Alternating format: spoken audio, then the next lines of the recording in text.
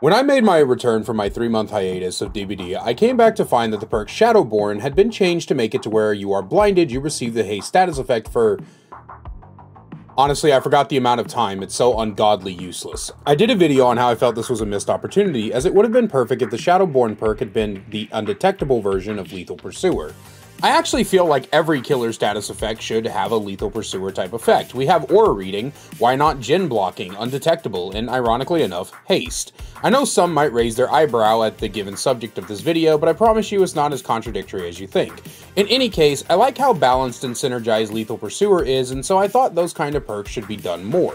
I even think Survivors should have Lethal Pursuer type perks, and also have ones maybe Endurance and Haste as well. With enough time, planning, and a complete deletion of what little social life I have left, I could more than likely come up with an entire school of perks that would fit this for both sides. For fun, why not give your ideas in the comments? In any case, the Shadowborn change was frustrating to me. Again, I have made an entire video about it, but what further frustrates me is how behavior seems to want to slap haste on absolutely everything they need to change and update. When Huntress and Clown got their ammo counts increased, both characters got reworked to the ammo add-ons that both involved haste. I made a joke in my Shadowborn video that there's a whiteboard in Behavior's balance meeting room that just says, when in doubt, haste it out, because that seems to be their solution to every fucking thing.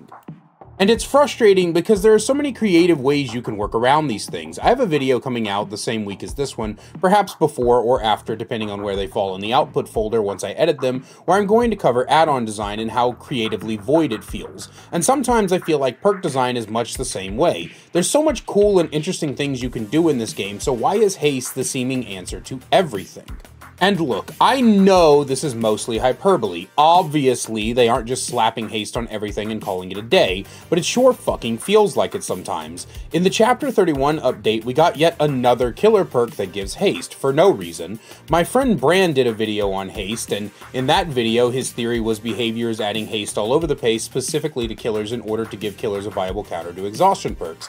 And I don't know if I necessarily disagree, but I don't necessarily agree either. There is a huge problem with exhaustion perks being prevalent enough that even some of the best killers can have issues dealing with them, especially en masse.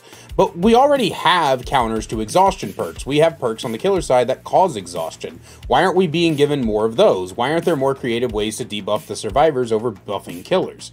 My issue with haste being slapped onto everything goes back to my overall issue with the way behavior approaches his balancing in general, and that's that they play everything too safe. It's not only easier, but safer to throw haste onto absolutely bloody everything. It's a safe status effect that does its job well, and in most cases, it's fair in the way it's gained. However, the problem, like I said, comes from a lack of creativity and safety in the way these things are approached. Look, I get it. Dead by Daylight is an absolute titan in the ASIM genre. It's basically the only ASIM horror game people care about, with TCM kind of getting some love here and there. There's no reason for the devs to try and stand out above the rest because there is no rest to begin with. But with this safe-ass philosophy of game design, you're ruining the experience of your game. I watched a video by the homie Lias called Why Does DBD Feel So Repetitive? And my answer to that question is because that's how live service multiplayer games work.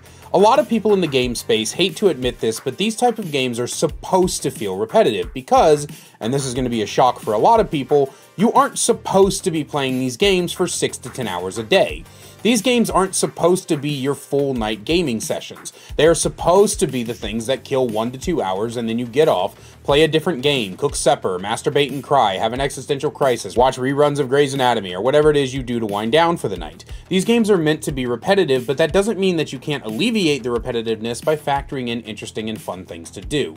Because once you have every tome and you hit Eerie 1 on both rolls, what is there left to actually do in the game? I'm getting dangerously close to that, which is why I have a goal to get everyone to P10 once I've finished every archive.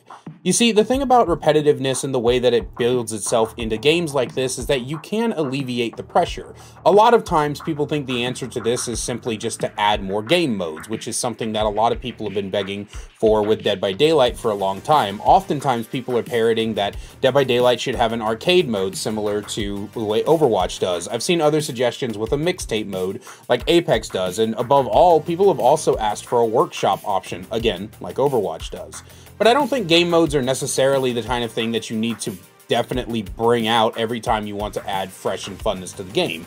Don't get me wrong, alternative game modes are fun, but they're not the only answer, especially in a game like Dead by Daylight. You can definitely stop the game from feeling repetitive by being just far more creative with the way that you introduce perks and add-on design.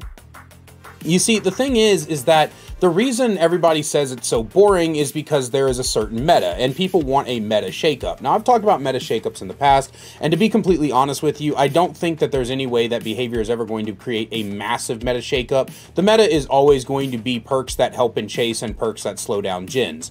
But once everybody is done getting to Iridescent 1 for the month, a lot of people like to go for the more creative route. And some people don't even care about getting to Iridescent 1 on both sides. They just want to have a fun time. And the more tools that you provide for that, the more creativity that you're allowed to open up for things like builds and even play styles. There's so much more that you can do, and I just think that every time you go to rework or update something, slapping haste onto it is just really, really, really uncreative and plays the game far too safe.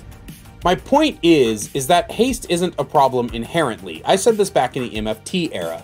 I have no issues with haste as a concept, and I also don't mind it being stackable. I think synergistic builds are part of the backbone of Dead by Daylight. As long as the haste is applied in fair and counterable ways, then fine. What I do have a problem with is the over-reliance on haste as an effect when attempting to change perks and add-ons. And that's all I have for you guys today. I hope you enjoyed the video, and as always, I do want to know what you guys think down below. And as always, a great big special thank you to my channel members listed on screen now. If you want to find out how to become a channel member today, get awesome perks like seeing videos early, merch discount codes, and more, then please click that join button down below. I love you guys so much, and I will see you in the next one. Did you like the background footage and want to see more? Then head on over to my second channel, The Kaiser VODs, where you can see full gameplay, stream compilations, me reacting to your Dead by Daylight clips, and more. We also have a new short that goes up every single day along with the full games. We'll see you over there. Link is in the description.